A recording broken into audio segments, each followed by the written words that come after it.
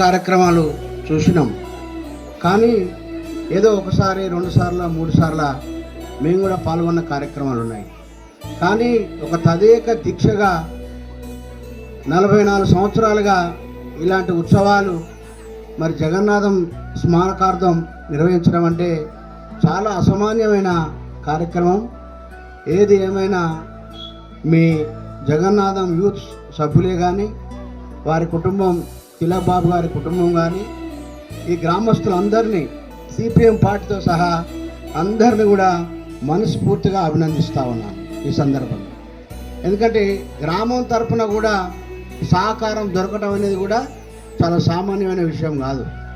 మీరంతా కూడా ఇప్పటిదాకా చాలామంది చెప్పారు. నిన్నటి ప్రోగ్రాం ఇంకా గ్రాండ్గా జరిగింది, ఇంకా జనాలు బాగా వచ్చారని చెప్పి. అంటే ప్రతి సంవత్సరం మీరు ఈ యొక్క పండుగను, ఈ యొక్క కార్యక్రమాన్ని ఎంత దిగ్విజయం చేస్తూ ఉన్నారో అర్థమవుతూ ఉన్నది. మీ నేనాల గ్రామం చాలా చైతన్యమైన గ్రామం, రాజకీయాల్లో చాలా చైతన్యం ఉండే గ్రామం.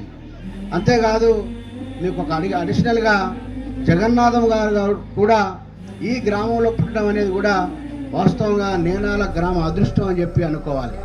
ఇప్పటిదాకా సోదరుడు సైదులు చెప్పిండు, ఒక ఉమ్మడి జిల్లా అని. ఒక ఉమ్మడి జిల్లానే కాదు, ఉమ్మడి రాష్ట్రంలో కమ్యూనిస్టు యోధునిగా, కమ్యూనిస్టు నాయకునిగా పేరొందిన నాయకుడు ఎవరంటే ఈ రాష్ట్రంలో జగన్నాథం అని చెప్పక తప్పదు.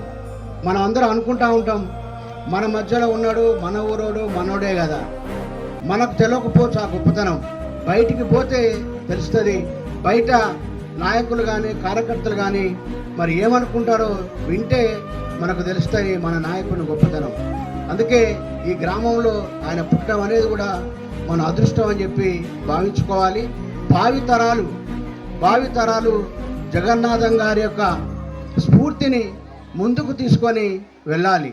ఆయన ఒక కమ్యూనిస్టు నాయకుడిగా, ఒక సెక్యులరిస్టుగా, మరి ఆ రోజున భూస్వామ్య ధనిక వర్గాలకు వ్యతిరేకంగా ఒక ఉద్యమాన్ని నిర్మించి పోరాటం చేసిన వ్యక్తి.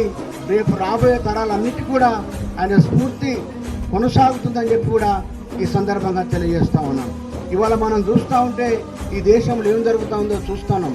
ఇవాళ మతతత్వ శక్తులు, ఇవాళ కులతత్వ శక్తులు, ఇవాళ మరి ఈ దేశాన్ని మరి ఎన్ని రకాలుగా విభజిస్తూ ఉన్నారో మనం అంతా కూడా చూస్తూ ఉన్నాం. ఇవాళ ఈ దేశంలో కాంగ్రెస్ పార్టీ, కమ్యూనిస్టు పార్టీ వేరే రకంగా చూసే పరిస్థితులు లేవు.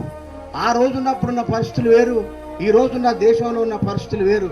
ఇవాళ ఈ